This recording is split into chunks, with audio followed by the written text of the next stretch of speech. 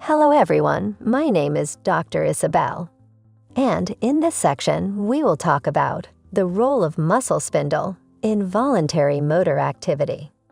So to understand the importance of the gamma efferent system, one should recognize that 31% of all the motor nerve fibers to the muscle are the gamma motor neurons, rather than alpha motor neurons. Whenever signals are transmitted from the motor cortex or from any other area of the brain to the alpha motor neurons, in most instances, the gamma motor neurons are stimulated simultaneously, an effect called co-activation of the alpha and gamma motor neurons. This effect causes both the extrafusal skeletal muscle fibers and the muscle spindle intrafusal muscle fibers to contract at the same time.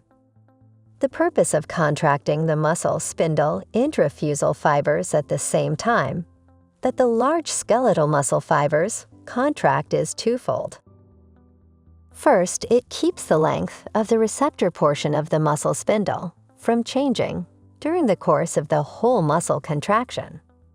Therefore, co-activation keeps the muscle spindle reflex from opposing the muscle contraction.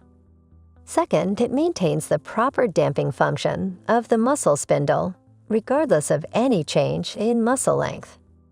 For instance, if the muscle spindle did not contract and relax along with the large muscle fibers, the receptor portion of the spindle would sometimes be flail and sometimes be overstretched, in neither instance operating under optimal conditions for spindle function. Now let's discuss the brain areas for control of the gamma motor system. The gamma efferent system is excited specifically by signals from the bulboreticular facilitatory region of the brain stem, and secondarily by impulses transmitted into the bulboreticular area from the cerebellum, the basal ganglia, and the cerebral cortex. Because the bulboreticular facilitatory area is particularly concerned with anti-gravity contractions, and because the anti-gravity muscles have an especially high density of muscle spindles, the gamma efferent mechanism is believed to be important for damping the movements of the different body parts during walking and running. Now let's discuss. The muscle spindle system stabilizes body position during tense action. So one of the most important functions of the muscle spindle system is to stabilize body position during tense motor action.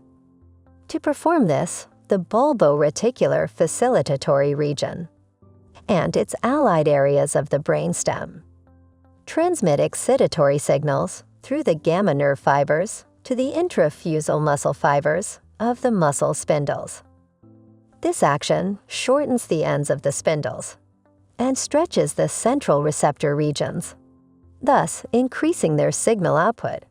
However, if the spindles on both sides of each joint are activated at the same time, reflex excitation of the skeletal muscles on both sides of the joint also increases, producing tight, tense muscles opposing each other at the joint. The net effect is that the position of the joint becomes strongly stabilized, and any force that tends to move the joint from its current position is opposed by highly sensitized stretch reflexes operating on both sides of the joint.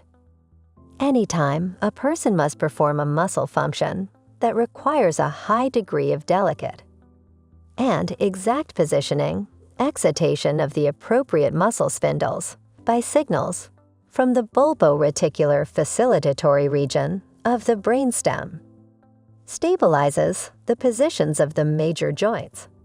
This stabilization aids tremendously in performing the additional detailed voluntary movements of fingers or other body parts required for intricate motor procedure. So this was all about this section. In our next section, Dr. David will again join us and help us in understanding about the Golgi tendon reflex. Explore our extensive library of over 1,800 video lectures to learn about a wide range of topics. Only on sqadia.com.